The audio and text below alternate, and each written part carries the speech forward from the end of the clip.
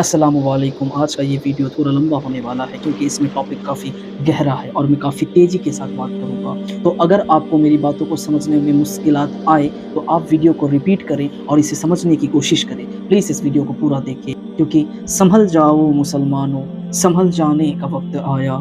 बहुत सोए हुए हो तुम, अब होश आने का वक्त आया। नबी की आबरू बाकी रहेगी, तुम भी बाकी हो, वगरना गुलामी में उलझ जाने का वक्त आया। तो प्लीज़ इस वीडियो को पूरा देखिए ताकि आपके जहन में ये चीज़, ये मुद्दा समझ में आए, ये अकीदा आपका बिल्ड हो जाए। तो मैं शुरू करता हूँ। अल्लाह ताला ने आप पर जिस इबादत को फ़र्ज किया है और इस्लाम का रुकन करार दिया है, रुकन का माने है पिलर, पिलर ऑफ इस्लाम। अल्लाह ताला ने आप पर जिस इबादत को फ़र्ज किया है और इस्लाम का रुकन करार दिया है, वो दूसरे मजहबों की इबादत की तरह पूजा पाठ और नजर न्याज और जातरा की रस्में नहीं हैं कि बस आप उनको अदा कर दे और अल्लाह ताला आपसे खुश हो जाए, बल्कि दरअसल ये एक बड़े मकसद के लिए आपको तैयार करने और एक बड़े काम के लिए आपकी तरबियत करने के खातिर फ़र्ज की गई है। अब आपको ये समझना चाहिए कि वो मकसद क्या है जिसके लिए ये सारी तैयारी है। मुख्तसर अल्फाज में बस इतना कह देना काफ़ी है कि वो मकसद इंसान पर से इंसान की हुकूमत को हटाकर खुदा है वाहिद की हुकूमत को कायम करना है। और इस मकसद के लिए सरधर की बाजी लगा देने और जान तोड़ कोशिश करने का नाम जिहाद है। और नमाज, रोज़ा, हज, ज़कात सब के सब उसी काम की तैयारी के लिए है। लेकिन क्योंकि आप लोग एक तवील मुद्दत से इस मकसद को, इस काम को भूल चुके हैं, इसलिए मैं ये ज़रूरी समझता हूँ कि आपके सामने इस मकसद की तस्लीक करूँ। दुनिया में आप जितनी खराबियां देखते हैं, इन सब की जड़ दरअसल हुकूमत की खराबियां हैं। ताकत और दौलत सब हुकूमत के हाथ में होती है। कानून हुकूमत बनाती है, पुलिस और फौज का जोर हुकूमत के पास होता है। तो लिहाजा जो खराबियां भी लोगों की जिंदगी में फैलती हैं, वो या तो खुद हुकूमत की फैलाई हुई होती है या फिर उसकी मदद से फैलती है।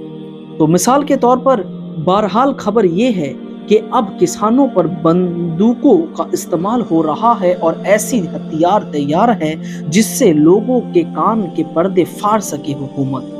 आधुनिक ड्रोन से टियर गैस फेंके जा रहे हैं फार्मर्स के ऊपर। ये सब शंभू बॉर्डर पर हो रहा है। धीरे धीरे हुकूमत की बर्बरता आम बात हो रही है। और अभी 2024 का इलेक्शन है, किसान कहीं गलती से दिल्ली ना पहुंच जाए। आपको ये फर्क पड़े या ना पड़े, लेकिन कम से कम ये खबर आप तक पहुंच तो रही है, सरकार की मीडिया से नहीं, सोशल मीडिया के माध्यम से। मगर ये भी कुछ ही दिनों की बात है, उस पर भी एक मास्टर स्ट्रोक होने वाला है। शायद 2025 में एमएसपी को लेकर फार्मर प्रोटेस्ट 3 होता है या नहीं, ये खबर भी आप तक नहीं पहुंचेगी। इस गन्स का इस्तेमाल हुआ कि नहीं, या कितने फार्मर्स मारे गए, या कितने आंसू गैस बरसाए गए, ये सब न्यूज आपके फीड से गायब हो जाएगी। सरकार, हुकूमत की मीडिया वैसे भी इन सब चीजों को नहीं दिखाती और तैयारी जारी है कि इंडिपेंडेंट मीडिया और सोशल मीडिया से ऐसी एंटी हुकूमत दृश्य को हटा दिया जाए। हर न्यूज़ चैनल पर, हर चैनल पर ऐसी दृश्य दिखाई जाए जहां सुप्रीम लीडर की जय जयकार हो रही हो। न्यूज़ और इंफॉर्मेशन बांटने के हर प्लेटफॉर्म पर कंप्लीट सेंसरशिप हासिल करने की चेष्टा चल रही है। एक डिजिटल तानाशाही जहां सवाल पूछना पॉसिबल ही ना हो। और ये होगा जब हुकूमत ये 3 कानून लागू करेगी, क्योंकि ठीक इलेक्टोरल बॉन्ड्स के तरह इसे भी साथी तरीके से लाया जा रहा है कि फ्री स्पीच और इंडिपेंडेंट जर्नलिज्म का दम तोड़ा जा सके। ये 3 बिल क्या है? ब्रॉडकास्टिंग सर्विस रेगुलेशन बिल और टेलीकम्युनिकेशन एक्ट और digital personal data protection act. और ये सिर्फ बड़े बड़े न्यूज़ चैनल और कंटेंट क्रिएटर पर ही लागू नहीं होगा, बल्कि हमारे और आपके जैसे आम लोगों पर भी लागू होने वाला है। आपकी सोशल मीडिया पर सरकार कंट्रोल रखेगी। इंस्टा और सोशल मीडिया पर अगर आपने कोई गलत या हुकूमत के खिलाफ पोस्ट कर दिया तो आपके बायोमेट्रिक डाटा से आपको ढूंढ लिया जाएगा और आपके व्हाट्सएप चैट तक ओपन कर दिए जा सकते हैं। आपके इंटरनेट सर्च हिस्ट्री पर भी सरकार पता रखेगी। नया भारत अमृत काल का तो पता नहीं, लेकिन एक डिजिटल तानाशाही की तरफ, ये युग तानाशाही युग की तरफ अब हम जा रहे हैं, जहां सुप्रीम लीडर का पहरा हर जगह होगा और आपकी और हमारी वॉल्यूम होगी 0 पर।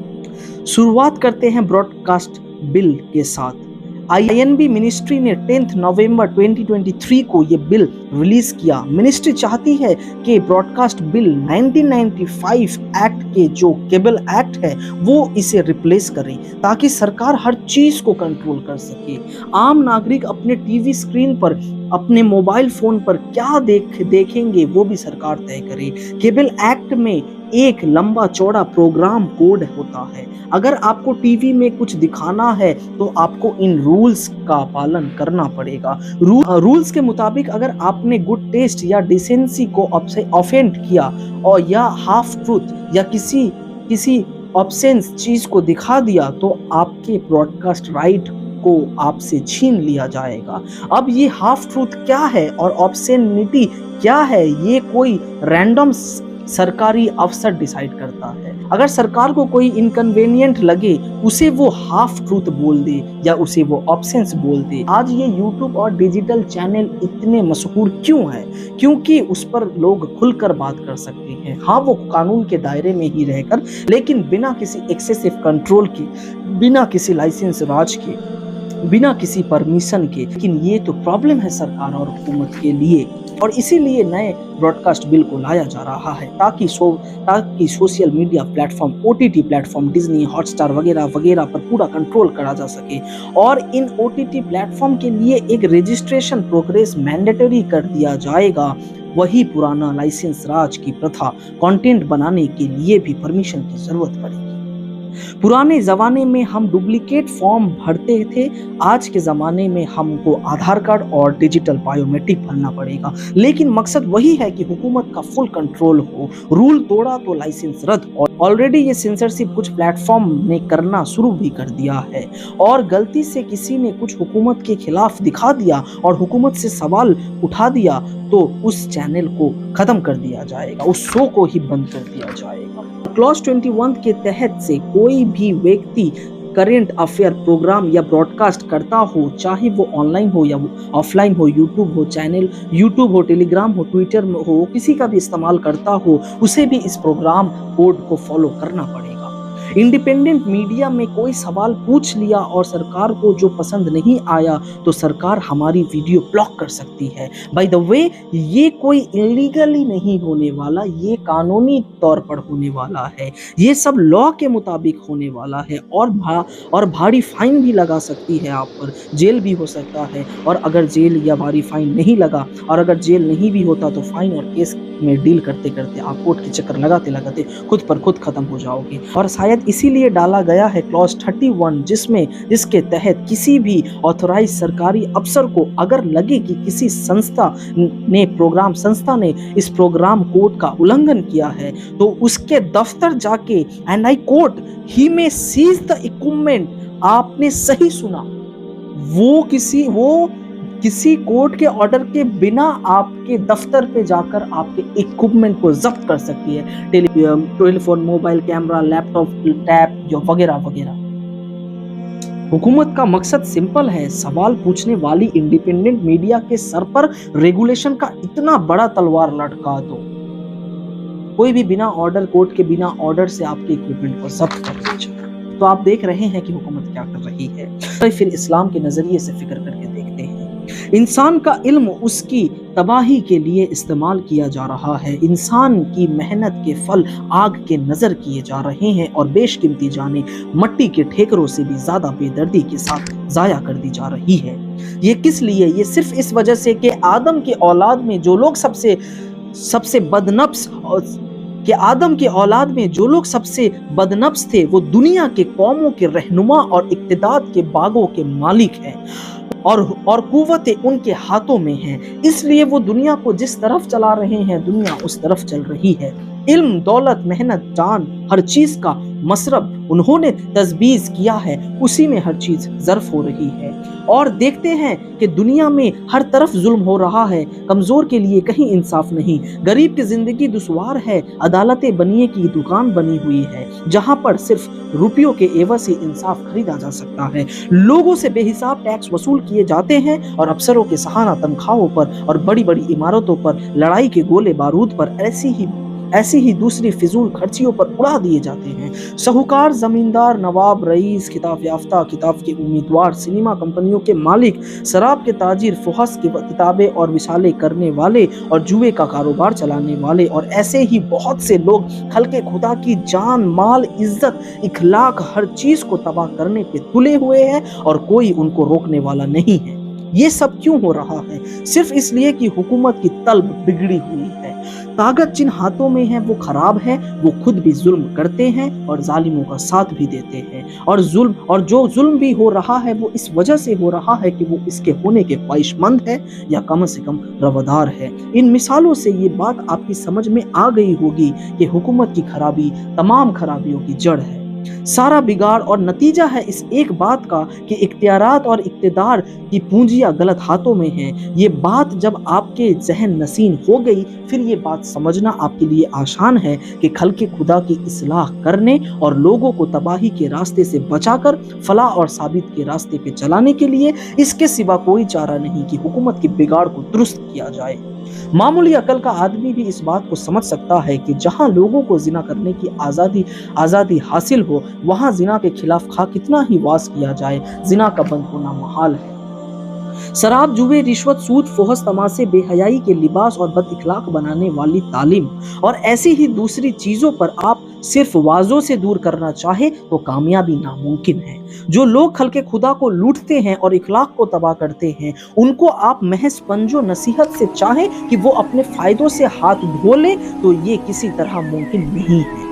हाँ, इख्तिदार हाथ में लेकर आप बजोर इनका खात्मा कर दे तो सारी खराबियों का इंतजाज हो सकता है।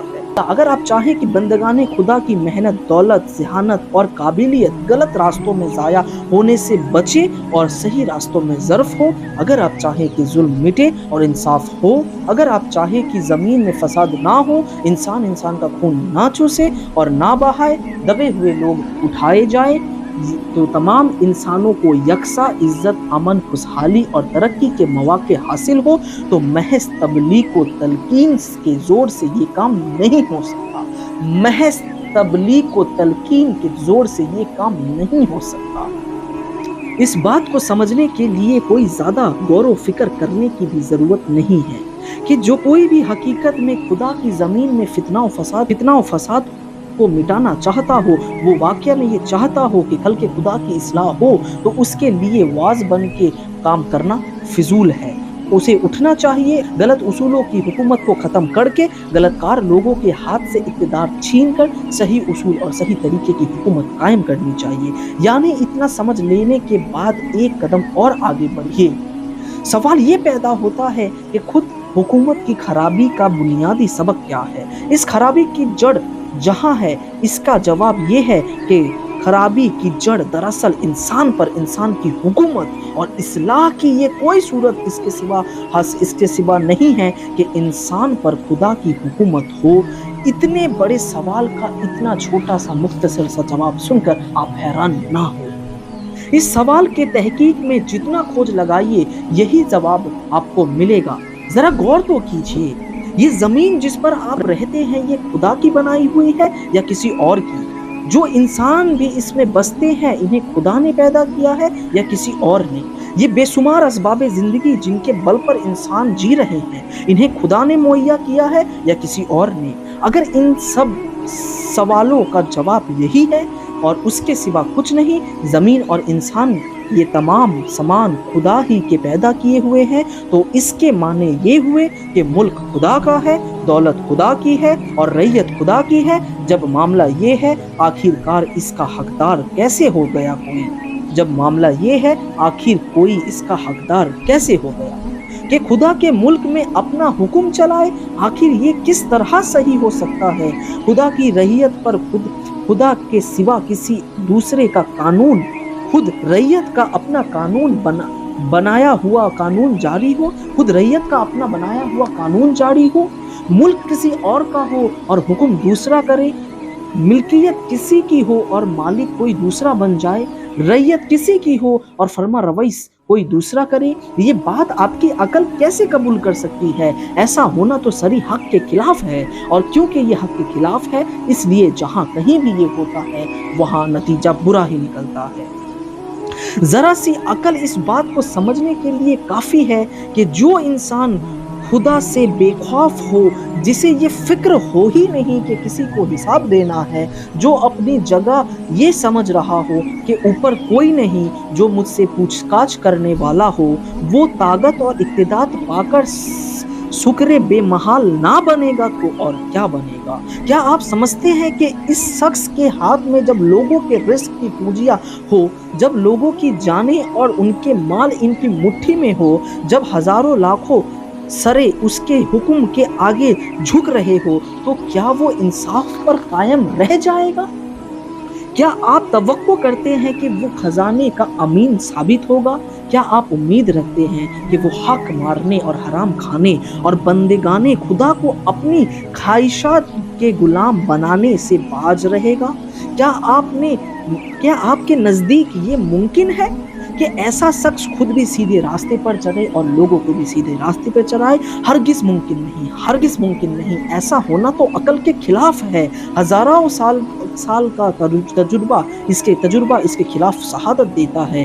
آج اپنی آنکھوں سے آپ خود دیکھ رہے ہیں کہ جو لوگ خدا سے بے خوف اور آخرت کی جواب دہی سے غافل ہیں، وہ اختیارات